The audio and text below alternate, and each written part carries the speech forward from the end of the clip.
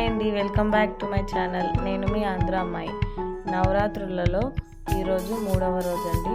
అమ్మవారికి ప్రసాదంగా కొబ్బరి అన్నం సమర్పిస్తాము. అది ఎలా తయారు చేసుకోవాలో చూపిస్తాను, చూసేయండి. ముందుగా నేను ఒక గ్లాస్ బియ్యం తీసుకొని ఒక హాఫ్ అన్ అవర్ వరకు నానబెట్టుకున్నానండి.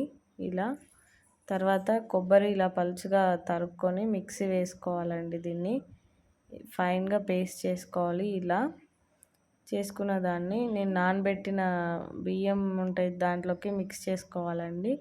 ఇలా మిక్స్ చేసుకొని ఒక గ్లాస్కి నేను ఒక గ్లాస్ వాటర్ వేసాను, ఇంకా కొబ్బరి పాలు అంతా వేసానండి. అలాగే ఒక 2 చుక్కలంతా నూనె వేసుకోవాలి. వేసుకొని ఒక 2 విజిల్స్ వచ్చేంత వరకు వేయాలి. ఇదిగోండి, ఇలా 2 విజిల్స్ తర్వాత ఇలా ఉంది కొబ్బరి అన్నం.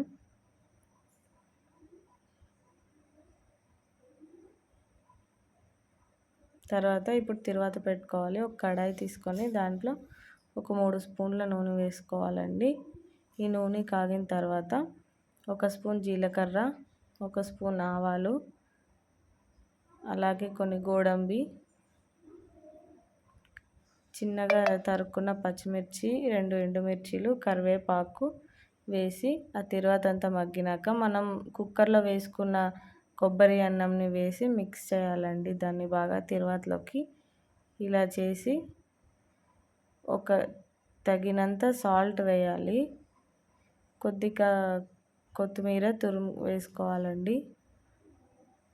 ఇలా వేసుకొని అంతా బాగా మిక్స్ చేసుకోవాలి. అమ్మవారికి ఇలా ప్రసాదంగా సమర్పిస్తే చాలా మంచిదండి. మరొక కొత్త వంటతో మీ ముందు ఉంటుంది ఆంధ్ర అమ్మాయి. Until then keep watching my channel. Thank you for watching. Bye bye.